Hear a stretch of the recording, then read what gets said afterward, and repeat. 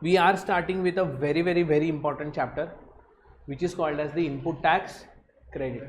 ठीक है, अभी के लिए ना 5-10 मिनट के सब कुछ रख दो, सिर्फ सुनो, शांति से सुन लो सिर्फ क्या बोलता हूँ करके, क्योंकि अब सुनना बहुत ज़्यादा ज़रूरी है.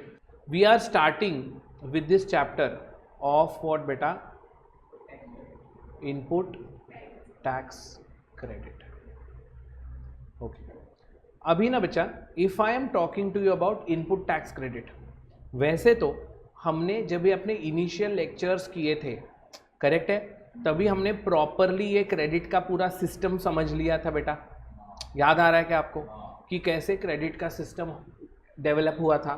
क्रेडिट के सिस्टम आने के वजह से अपने कैसे 2 मेजर प्रॉब्लम्स हुए थे सॉल्व. कौन सा मेजर प्रॉब्लम्स था? एक तो टैक्स ऑन टैक्स था, दूसरा सिंगल अमाउंट गेटिंग व्हाट बेटा, टैक्स्ड अगेन एंड अगेन. अभी ये है ना बेटा, उसी का आगे एक एक्सटेंडेड वर्जन है for us to be understanding कि किस तरीके से हमको जाना है. तो आपका एक सिर्फ छोटा सा ब्रीफ अप रिविजन के लिए मैं बोलता हूँ, मान के चलेंगे कि ये मेरा क्या है बेटा, बिजनेस है. हम हमेशा ऐसे ही करते हैं कि मान के चलते कि ये मेरा बिजनेस है. अब इस बिजनेस में बेटा मैं क्या करेगा, मैं कुछ तो इनपुट्स लेकर आऊँगा, ठीक है. So this is my purchase. तो मान के चलो I purchase some goods worth 100, जिस पे मैंने जीएसटी पे किया कितना बेटा, 18. ऐसा करके आई गेव द पर्सन कितना, 118 रुपीज़. अब इस गुड्स को मैं जब भी आउटवर्ड सप्लाई करूँगा, ये अभी ये मैंने खरीदा तो ये क्या हुआ मेरा, inward supply, right. So after the inward supply I am definitely going to do what बेटा, the outward supply.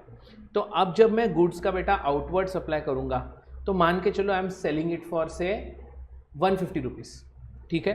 So what I will do, I will put my goods for what बेटा 150, and now I have a GST liability to what बेटा, pay, correct है ना, to the government. कितना GST liability मेरे को पे करना है गवर्नमेंट को, तो से 27 रुपीज़ मुझे गवर्नमेंट को पे करना है. पर मैंने सामने वाले से कितना लिया बेटा, 177 लिया. बराबर है, क्लियर है. अब यहाँ पे अपने पास एक इनपुट टैक्स का लेजर है बेटा, आईटीसी का व्हाट बेटा, लेजर है. इनपुट टैक्स क्रेडिट का एक लेजर है. ये एक नॉर्मल लेजर की तरह काम करता है, इसमें भी डेबिट्स है और इसमें भी क्रेडिट्स है. अब अपना रूल क्या बोलता है कि जब भी आप कुछ भी परचेज करने पे जीएसटी क्या करोगे बेटा, पे करोगे. जब भी आप कुछ भी परचेज करने पे जीएसटी क्या करोगे, पे करोगे. So at that time that is your credit, ठीक है, क्योंकि कल को तुमको जीएसटी पेबल भी आने वाला है, उसका एक पार्ट तुमने ऑलरेडी पे कर दिया है. So government gives us a credit and बेटा ऑन परचेसेस, ऑन व्हाट बेटा, परचेसेस. मैं इधर ही लिखता हूं कि ऑन परचेसेस मैंने जो भी जीएसटी पे किया उसको मैं मेरे इनपुट टैक्स लेजर के क्रेडिट में लिख सकता हूँ, ठीक है. फिर बेटा once I sell my goods, now I am suppose to pay to the government कितना बेटा, 27 रुपीज़. पर गवर्नमेंट ने क्या बोला, अरे तुझे 27 पे करने का ज़रूरत नहीं है, इस 27 में का ऑलरेडी 18 पे हो चुका है. तो तू क्या कर, तू तेरा क्रेडिट को ही यूटिलाइज कर एंड उससे तू टैक्स पे कर, एंड जो बाकी का 9 रुपया है ये तू क्या करेगा, कैश में पे करेगा. तो ये 18 तुमने क्या किया बेटा, क्रेडिट को यूटिलाइज किया. बराबर है, ऐसे ही हमने सीखा था. तो this is the basic way that you are be suppose to be doing, and यही फिर हर एक के इसमें चलता ही जाएगा, चलता ही जाएगा, चलता ही जाएगा. अब इसमें एक बहुत इंपॉर्टेंट चीज़ अपने को गवर्नमेंट ने हमेशा बोला था कि ये पॉसिबल होने के लिए आप कभी भी टैक्स को अपना कॉस्ट नहीं मानोगे. ये करने के लिए आप कभी भी टैक्स को अपना कॉस्ट नहीं मानोगे. टैक्स का अकाउंटिंग हमेशा क्या होगा, अलग होगा. तो मैं ये बोल रहा था कि हमको ये बोला गया कि आप कभी भी ना बेटा टैक्स को कॉस्ट बोलकर ट्रीट नहीं करोगे, ठीक है, तो ही ये system of credit will work properly. The next thing that was told to us कि if you map cash flows with regards to taxes, तो बीइंग जीएसटी आपके पास एक एबिलिटी है कि आप अपना बर्डन सामने वाले को क्या कर सकता है बेटा, पुश कर सकता है या पास ऑन कर सकता है. इसीलिए विथ रिगार्ड्स टू टैक्स अगर आप कभी भी कैश फ्लो मैप करो तो वो हमेशा आपके लिए क्या बनेगा बेटा, नील बनेगा, क्योंकि फाइनली कौन बेयर करने वाला है, जो फाइनल कंज्यूमर है, जैसे कि मैं अभी यहाँ पे कैश फ्लोज अगर मैप करूँ तो देखो, मैंने जब भी परचेज किया बेटा, आई पेड 18 रुपीज़, तो मेरा 18 रुपीज़ का आउटफ्लो हुआ, बराबर है। फिर मैंने जब सामने वही गुड्स किसी को तो बेचा, तो वो बंदे से मैंने 27 रुपीज़ ले लिया, तो मेरा 27 का क्या हुआ बेटा, इनफ्लो हुआ। And by the time I paid the tax here, this tax was paid in what बेटा, कैश, तो मेरा यहाँ पे 9 का क्या होगा बेटा, आउटफ्लो। इस तरीके से if you would see I am always nil, तो मैंने जो 18 रुपीज़ भरा था वो ये 27 में मुझको वापस मिल गया, एंड मेरे खुद के वैल्यू एडिशन पे मैंने अब 9 रुपीज़ गवर्नमेंट को भरा, ठीक है। एंड ये पूरा बर्डन अब किसके बर्डन पे, किसके शोल्डर्स पे गया बेटा, ये जो भी इधर कंज्यूमर है उसके। अब पता नहीं ये कस्टमर अगर फाइनल होगा तो वो बेयर करके बैठेगा, पर ये भी अगर सप्लाई चेन का कोई इंटरमीडिएटरी बंदा होगा तो वह सामने वापस क्या करेगा, पुश कर देगा। यही आगे आगे चलता होता है, ठीक है। तो ये एक बेसिक बेटा ग्लिम्स है with regards to your input tax system. अब to understand the whole thing properly, हमको पहले ये समझना पड़ेगा कि जीएसटी जो है ना, कोई भी एसएससी के लिए 3 लेजर्स मेंटेन करता है। जीएसटी क्या करता है बेटा, कोई भी एसएससी के लिए 3 लेजर्स मेंटेन करता है। So we first have to understand the working of these ledgers and only then we will understand कि कैसे कैसे है। क्योंकि आगे ना बेटा आपको बहुत फ्रीक्वेंटली ऐसे सब लिखा हुआ या हम लोग बात करते हुए दिखेंगे कि कैश लेजर में क्रेडिट आया, क्रेडिट लेजर में डेबिट आया, लायबिलिटी लेजर में डेबिट आया। तो तुमको ना मालूम होना चाहिए, you should be able to understand that nomenclature, कि जब मैं बोलता हूँ कि कैश लेजर में डेबिट आया तो एक्चुअली में क्या हुआ, जब मैं बोलता हूँ क्रेडिट लेजर में क्रेडिट आया तो एक्चुअली में क्या हुआ, that you need to understand. So that we will try and understand a little bit with regards to one very small example of the ledgers here, ठीक है। तो मैं यहाँ पे 3 लेजर्स प्रेजेंट कर रहा हूँ आपके लिए।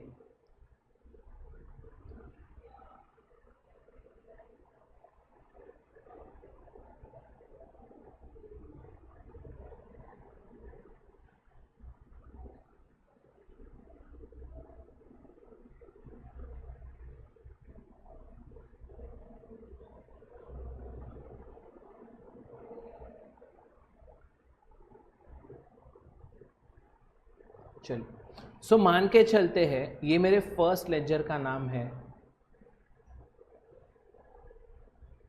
Electronic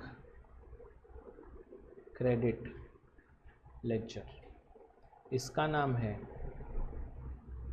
electronic liability laser, and इसका नाम है इलेक्ट्रॉनिक कैश लेजर, ठीक है बच्चा। Like any ledger there are what बेटा, डेबिट्स एंड क्रेडिट्स, करेक्ट है बेटा, ओके। सो अब देखो, सबसे पहले एट द टॉप तुमको ये समझना जरूरी है कि ये लेजर मेंटेन कौन कर रहा है, एसएससी कर रहा है या जीएसटी कर रहा है, ये जानना बहुत जरूरी है। तो कौन लेजर मेंटेन कर रहा है, क्या लग रहा है आपको?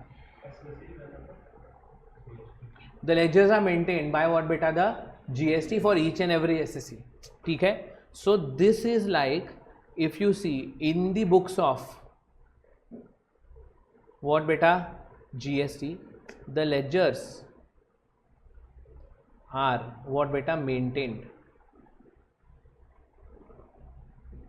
बाय व्हाट बेटा, जीएसटी अथॉरिटीज, ठीक है। तो आपको अभी किसके पॉइंट ऑफ व्यू से सोचना है, एसएससी के पॉइंट ऑफ व्यू से नहीं सोचना है, आपको जीएसटी के पॉइंट ऑफ व्यू से सोचना है, ठीक है। तो आप सोचो बेटा, जब भी हाँ सिस्टम है पूरा जीएसटी का, ऑफिशियल नहीं मेंटेन कर रहा है, सिस्टम पे जीएसटी मेंटेन कर रहा है, यस हाँ, सबका ये बनेगा, सबका 3 लेजर तो मिनिमम बनना ही बनना है, ठीक है। ये तो मैं बहुत ब्रॉड बोल रहा हूँ, उसमें भी आपका सीजीएसटी है, एसजीएसटी है, यूटीजीएसटी है, आईजीएसटी है, तो उसमें भी इंडिपेंडेंटली, तो मान के चलो आप सीजीएसटी में ये 3 बन रहे, एसजीएसटी में ऐसे 3 होंगे, आईजीएसटी में भी होंगे और यूटीजीएसटी में भी होंगे, एक आदमी के इतने बनेंगे। तो सर अगर फिर बोलो मतलब बना रहे हैं तो अभी मैं बिजनेस मैन हूँ तो मैं जीएसटी कैलकुलेट क्यों करूँ? क्योंकि जीएसटी में सेल्फ असेसमेंट बोला है, तो गवर्नमेंट ने बोला कि मैं आके तुमको कैलकुलेट करके नहीं दूंगा, तो आपको खुद लायबिलिटी क्या करना है, कैलकुलेट करना है एंड हमको देना, हम चेक करेंगे वेदर तुमने बराबर कैलकुलेट किया है या नहीं है। अब उनको भी चेक करने के लिए अपने पास कुछ तो चाहिए ना, रिकॉर्ड्स, तो ये उनकी तरफ से मेंटेन किया हुआ रिकॉर्ड्स है। तो बोलो हम लोग क्या अकाउंट्स इस बेसिस पे, हाँ, तो तुम जो भी रिपोर्ट करोगे तो यहाँ पे गवर्नमेंट के पास भी तो एक जगह पे कुछ तो बैकग्राउंड पे आएगा ना इन्फॉर्मेशन, वो यहाँ से इन्फॉर्मेशन पिक करते हैं। ठीक है, चलो ध्यान देना ध्यान देना ध्यान देना। सो एक है इलेक्ट्रॉनिक क्रेडिट लेजर, तो ये वही आईटीसी लेजर है जो अभी अभी हमने देखा। तो हमने बोला कि मैंने कोई भी सामान अगर परचेस किया, ध्यान से सुनना, मैंने कोई भी सामान आज परचेस किया है तो मैंने गवर्नमेंट को जीएसटी दिया and I am not the final consumer, so I am going to pay GST tomorrow.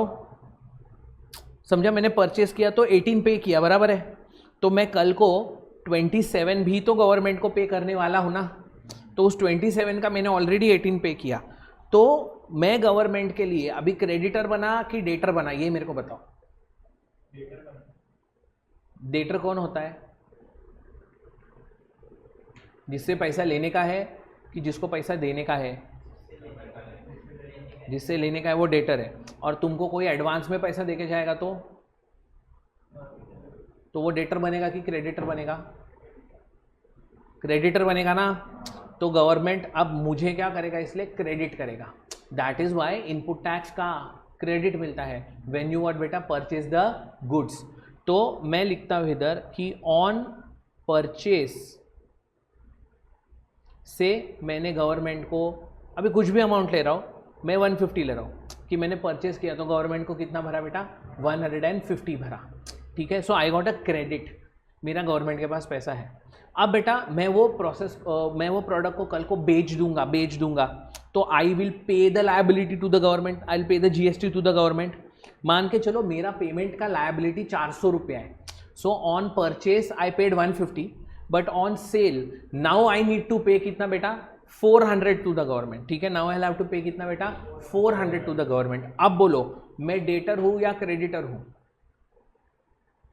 Government के लिए, गवर्नमेंट के पॉइंट ऑफ व्यू से सोचो, डेटर है। क्यों? गवर्नमेंट बोलता है मुझे तुझसे 400 रुपया लेने का है, तो तू मेरा डेटर हुआ कि नहीं?